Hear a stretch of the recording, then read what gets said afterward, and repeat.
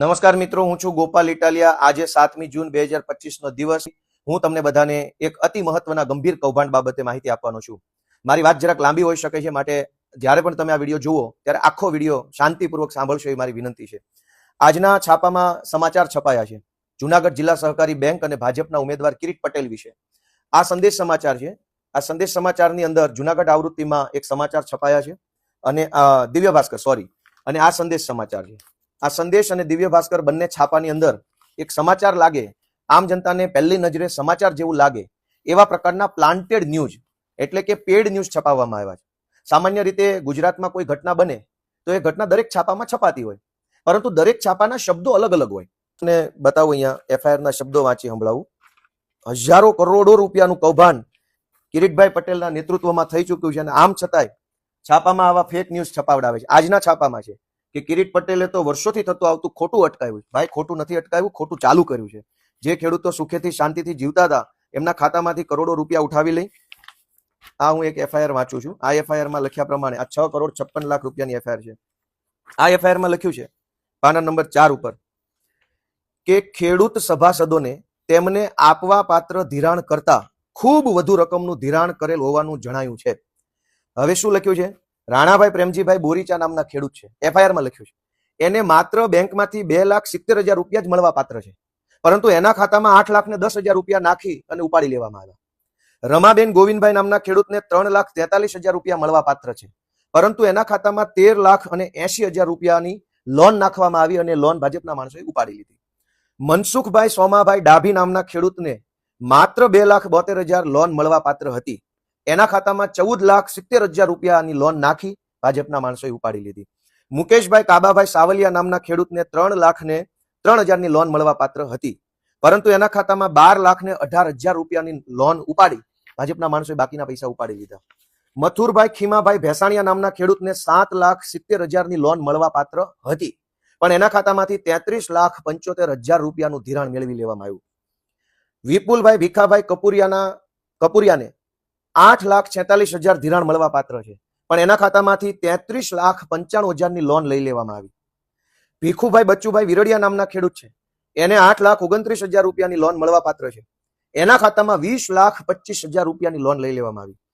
વિનુભાઈ ફુલાભાઈ કુંજડિયા નામના ખેડૂતને 6,82,000 રૂપિયા મળવા પાત્ર છે, પણ એના ખાતામાંથી 23,55,000 રૂપિયાની લોન લઈ લેવામાં આવી। તો કૌભાંડનો આ પહેલો પ્રકાર છે। પહેલો પ્રકાર એ છે કે ખેડૂતને જેટલા રૂપિયા મળવા પાત્ર હોય એના કરતા 4 ગણા 5 ગણા રૂપિયા ખેડૂતોના નામે ઉપાડી લીધા અને એ પૈસા ભાજપના માણસો વાપરી ગયા અને કરોડોનું કૌભાંડ કર્યું। આ પહેલો પ્રકાર, જેને અંગ્રેજીમાં કહીશું ઓવર ધિરાણ। બીજો પ્રકાર આ જ એફઆઈઆરમાં લખ્યું છે કે સભાસદ લિસ્ટમાં ગેરરીતિ આચરી તે નાણાં બેંકમાં નહીં જમા કરાવી ઓળવી ગયેલ, એટલે કે માણસે જે કાંઈ લોન બેંકમાંથી મંડળીમાંથી લીધી હોય એ પૈસા જ્યારે પાછા દેવા ખેડૂતો ગયા મંડળીને ત્યારે પૈસા તો લઈ લીધા, પણ એ પૈસા ખેડૂતના ખાતામાં જમા ન કર્યા। મંડળીના માણસોએ અને ભાજપના માણસોએ પૈસા વાપરી ગયા। જેમ કે એમાંય નામ લખેલા છે ખેડૂતોના કે બાબુભાઈ કાનાભાઈ દેસાઈ નામના ખેડૂતે મંડળીમાં 6,75,000 રૂપિયા જમા કરાવ્યા, જે એને લોન લીધી તે પાછી આપી। આ પૈસા ખેડૂતના ખાતામાં જમા ન કર્યા, વાપરી ગયા। નાથાભાઈ કાનાભાઈ દેસાઈ 8,85,000, પાંચાભાઈ કાનાભાઈ રામાણી 8,75,000, વજુભાઈ કાનાભાઈ વેકરિયા 8,50,000, પરસોત્તમભાઈ કાનજીભાઈ વેકરિયા 8,50,000, ધીરુભાઈ નરસિંહભાઈ ખીમાણી 8 લાખ, મનસુખભાઈ ભનુભાઈ ડોબરિયા 8,25,000, ધનજીભાઈ મંજીભાઈ કપૂરિયા 8,75,000। આવા તો 21 જેટલા ખેડૂતો છે જેણે રૂપિયા જમા કરાવ્યા લોનના। આ કરોડો રૂપિયા બેંકમાં જમા ન પાડ્યા, ખેડૂતના ખાતામાં જમા ન પાડ્યા, આ બધા જ રૂપિયા ભાજપના માણસો, મંડળીના માણસો અને જુનાગઢ જિલ્લા સહકારી બેંકના લોકો વાપરી ગયા। તો આ કૌભાંડનો બીજો પ્રકાર।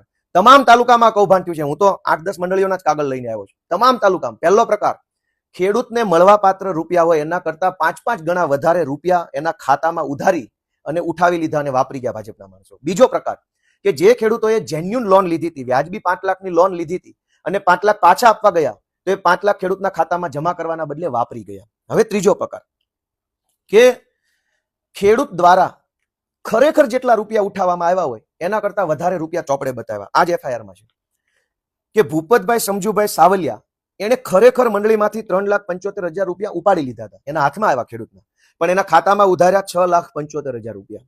લાલજીભાઈ પરબતભાઈ સાવલિયાને 3,08,000 રૂપિયા ઉપાડ્યા, પણ એના ખાતામાં ઉધાર્યા 6,75,000 રૂપિયા।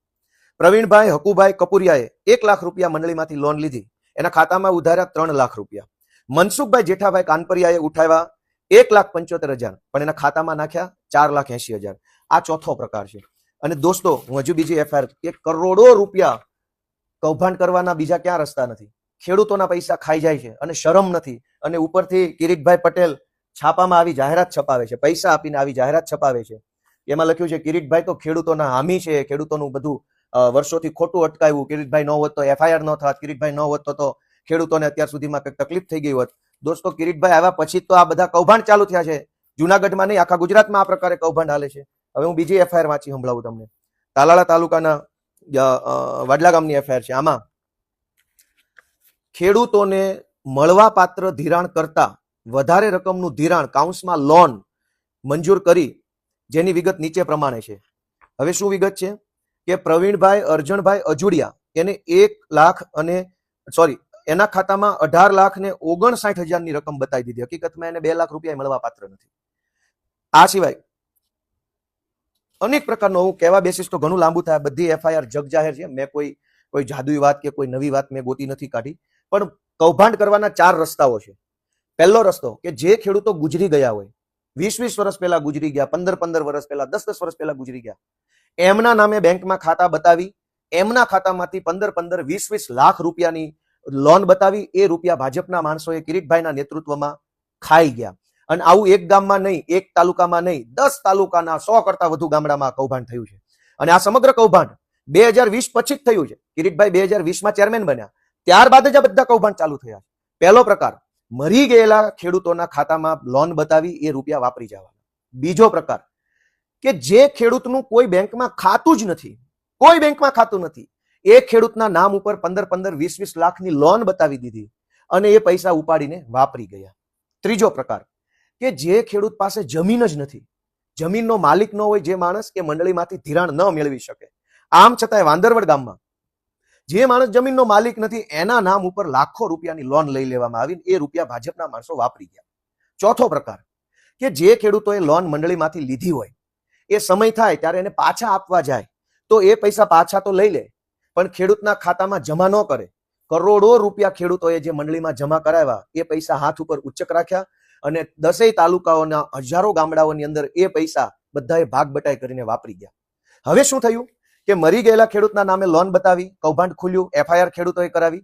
હવે આ જુનાગઢ જિલ્લા સહકારી બેંક, જે કિરીટભાઈ ચેરમેન છે, એ બેંક ઓલા મરી ગયેલા ખેડૂતોને નોટિસ મોકલે છે કે તમારે 18 લાખ રૂપિયા ભરવાના બાકી છે. અનેક ગામડામાં એવી નોટિસ આવી છે, મરેલા માણસોના નામની નોટિસો નીકળી.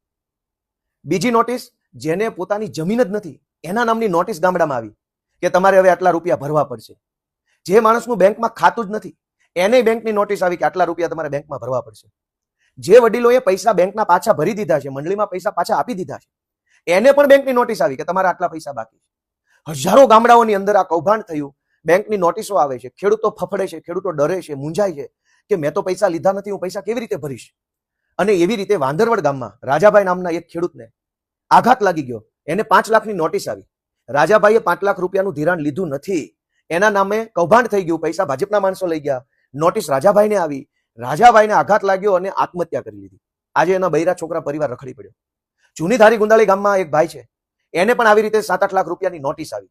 એને એમ થયું એ ભાઈને કે મેં તો પૈસા લીધા નથી, તો મારે આ પૈસા ક્યાંથી ભરવાના. એ માણસને આઘાત લાગ્યો, ટેન્શન થયું, હાર્ટ એટેક આવ્યો અને ભાઈ મરી ગયા. એવી રીતે અનેક માણસોને હાર્ટ એટેક આવ્યા, માનસિક અસ્થિર થઈ ગયા, આત્મહત્યા કરી લીધી. કરોડો રૂપિયાનું કૌભાંડ કિરીટભાઈ પટેલ જુનાગઢ જિલ્લા સહકારી બેંકના ચેરમેન બન્યા પછી જુનાગઢ જિલ્લાના તમામ તાલુકાઓની અંદર કરોડો રૂપિયાનું કૌભાંડ કર્યું છે. અને બધા કૌભાંડને સરકારી તંત્રનો ખુલ્લો ટેકો છે, જબરજસ્ત ટેકો છે કે મન ફાવે એવું કરો. અને આ બધું કરવા પહેલા નકલી મંડળીઓ બનાવવામાં આવી. આજનું દિવ્ય ભાસ્કર છે. દિવ્ય ભાસ્કરમાં કિરીટભાઈએ પૈસા આપીને એક લેખ છપાયો છે. આ લેખ છપાયો છે. આ લેખમાં એવું લખ્યું છે કે વિસાવદરમાં ભાજપના ઉમેદવાર કિરીટ પટેલે તો મંડળીઓમાં વર્ષોથી થતું આવતું ખોટું અટકાવ્યું છે. વાહ ભાઈ વાહ. એને લખ્યું છે કે જો કિરીટભાઈ પટેલે આ કૌભાંડને ઉજાગર કર્યું ન હોત તો આ વિસ્તારના તમામ ગામના ખેડૂતોની હાલત કફોડી બની ગઈ હોત. કિરીટભાઈએ અહેસાન ન કર્યું હોત તો ખેડૂતો બરબાદ થઈ ગયા હોત. તો આ અહેસાન કરનાર કિરીટભાઈ પટેલને મારે એક પ્રશ્ન પૂછવો છે કે કિરીટભાઈ, તમે જયારે આ છાપામાં આજના 7 તારીખના છાપામાં લેખ છપાયો, એમાં તમે કબૂલ્યું છે કે ખેડૂતોએ ખોટું નથી કર્યું. કિરીટભાઈની બેંક કબૂલે છે કે ખેડૂતોએ ખોટું નથી કર્યું, ખેડૂતોના ખાતામાંથી પૈસા ઉપડી ગયા છે પણ ખેડૂતોએ નથી લીધા, તો પછી કિરીટભાઈ તમારી જુનાગઢ જિલ્લા સહકારી બેંક ખેડૂતોને કરોડો રૂપિયાની ઉઘરાણીની નોટિસો શું કામ આપે છે? તમે છાપામાં જાહેરાત છપાવો છો કરોડો આપીને કે ખેડૂતો સાથે ખોટું થતું હતું, એ કિરીટભાઈએ ઉજાગર કર્યું અને એની ઉપર કાર્યવાહી કરાવી. તો પછી ખોટું જ ખેડૂતો સાથે થયું છે, એ જ ખેડૂતને તમારી બેંક નોટિસ આપે છે, તમારી બેંક પોલીસ મોકલે છે, પોલીસના દ્વારા ખેડૂતોને ધમકાવવામાં આવે છે, પઠાણી ઉઘરાણી કરવામાં આવે છે, ખેડૂતો આત્મહત્યા કરી રહ્યા છે આ વિસ્તારના, અને એક બાજુ તમે જાહેરાત કરો છો. મારી બધા ભાજપના મિત્રોને વિનંતી છે કે દોસ્તો, ચૂંટણીઓ આવતી રહેશે, જાતી રહેશે. હું તો પુરાવા લઈને બેઠો છું, મારી પાસે ઢગલો પુરાવા છે. આ તો વિડીયો લાંબો થઈ જાય એટલે હું બોલતો નથી, પુરાવાની કોઈ તાણ નથી. તમે વિચારો કે એક જ ગામમાં 2 ધિરાણ સહકારી મંડળી ન બને ક્યારેય. એક ગામમાં એક જ મંડળી હોય ધિરાણ આપવા વાળી, એના બદલે 60 જેવી એવી મંડળીઓ છે જે એક જ ગામમાં 2 ધિરાણ મંડળી છે, એક અસલ છે અને એક કાગળ ઉપર છે. એક વ્યક્તિ માત્ર એક જ ધિરાણ મંડળીનો સભ્ય થઈ શકે, પરંતુ અનેક મંડળીમાં એકનો એક ભાજપનો માણસ સભ્ય બનાવ્યો અને આવી રીતે બોગસ મંડળીઓ કિરીટ પટેલે બનાવી છે. આવી રીતે બોગસ મંડળીઓ બનાવી કિરીટભાઈ જુનાગઢ એપીએમસી યાર્ડના ચેરમેન પણ બન્યા હતા અને હાલમાં જુનાગઢ ડિસ્ટ્રિક્ટ કોઓપરેટિવ બેંકના ચેરમેન બન્યા છે. દોસ્તો, મારે તમને એટલી જ વિનંતી કરવી છે, કહેવા જેવું ઘણું છે. ભાજપના મિત્રોને વિનંતી છે કે ચૂંટણીઓ આવશે, ચૂંટણીઓ જશે, ક્યારેક મારી પાર્ટી જીતશે, ક્યારેક તમારી પાર્ટી જીતશે, પણ આવી રીતે કૌભાંડો કરીને ખેડૂતોના લોહી પરસેવાની કમાણીને ચૂસી જઈને ખેડૂતોના નિશાસા લેનાર, ખેડૂતોના લોહી ચૂસનાર વ્યક્તિને તમે મદદ કરશો અને તમારા મતથી એવા માણસોને ચૂંટણીમાં મત મળશે તો એ પાપ લાગશે. ગોપાલ ઇટાલિયા દેશની અંદર કોઈ મોટી હસ્તી નથી. આ દેશની મોટી હસ્તી આપણા દેશના ખેડૂતો છે.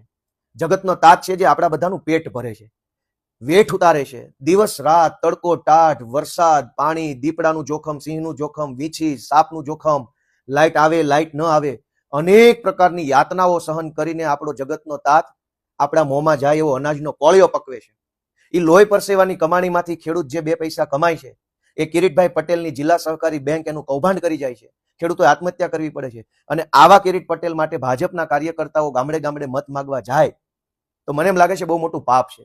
ભલે જે ચૂંટણી જીતે, જે હારે, કઈ વાંધો નથી, લોકશાહી છે, જે રીતે જે થાય તે, પણ કમસે કમ પાપના ભાગીદાર ન બનીએ. કરોડો ખેડૂતો રાતા પાણીએ રડી રહ્યા છે અને હજુ મારી પાસે ઘણી મોટી માહિતી છે, મોટા પ્રૂફ છે. હું કેટલાક માણસોને કેમેરા સામે લઈને આવીશ, એ માણસો શું થયું કેમ થયું બોલશે. થોડાક દિવસ રાહ જુઓ. હજુ હું સ્ટેપ બાય સ્ટેપ, આ પહેલું પગથિયું છે, બીજું પગથિયું થોડાક દિવસની અંદર હું પાછો સામે આવીશ અને ખુલ્લેઆમ નામ સાથે કેમેરા, વિડીયો, ઓડિયો ઘણું બધું મારી પાસે આવ્યું છે. આ કૌભાંડ એવડું મોટું કૌભાંડ છે, એવડું મોટું કૌભાંડ છે કે ખેડૂતોને બરબાદ કરવામાં કઈ બાકી નથી રાખ્યું. અબજો રૂપિયાની સહકારી મંડળીમાંથી લૂંટી લીધા પછી કિરીટભાઈએ આજના છાપામાં સમાચાર લાગે એવી રીતે જાહેરાત છપાવી છે. આ છે જાહેરાત, પેડ ન્યૂઝ છે, પૈસા આપીને છપાવેલી વાત છે, પણ આ વાત સમાચાર લાગે એવી રીતે છાપી છે. આ 2 છાપામાં આવી છે અને એમાં લખ્યું છે કે કિરીટભાઈ ન હોત તો આ વિસ્તારના ખેડૂતોની હાલત કફોડી બની ગઈ હોત. તેઓની એટલે કે કિરીટભાઈની ખેડૂતો પ્રત્યેની વફાદારી અને કામ કરવાની આગવી શૈલીના લીધે ખેડૂતોનું ખોટું અને શોષણ થતું અટક્યું છે. ખેડૂતોનું શોષણ થતું તમે અટકાવ્યું હોય, ખેડૂતો સાથે ખોટું થતું તમે અટકાવ્યું જ હોય, તો ખેડૂતોને તમારી બેંક નોટિસ શું કામ આપે છે? 15-15, 20-20 લાખની નોટિસો શું કામ આપો છો? તમે જાણો છો, તમારી બેંક જાણે છે, તમારી જિલ્લા બેંક જાણે છે કે ખેડૂતો સાથે ખોટું થયું છે, તો એ પૈસાની ઉઘરાણી ખેડૂત પાસેથી શું કામ કરો? દોસ્તો, આ એફઆઈઆરો મેં તમને જે બતાવી એમાં અનેક એફઆઈઆરો એવી છે જે 2020માં, 21માં, 22માં લખાય છે, પણ આરોપીઓની ધરપકડ નથી થઈ. મેં પાક્કી માહિતી મેળવી છે. 4-4 વર્ષથી આરોપીની ધરપકડ નથી થતી અને જે આરોપીની ધરપકડ નથી થઈ એ લોકો આજે કિરીટ પટેલના ચૂંટણી પ્રચારમાં ખુલ્લેઆમ સ્ટેજ ઉપર ફરે છે.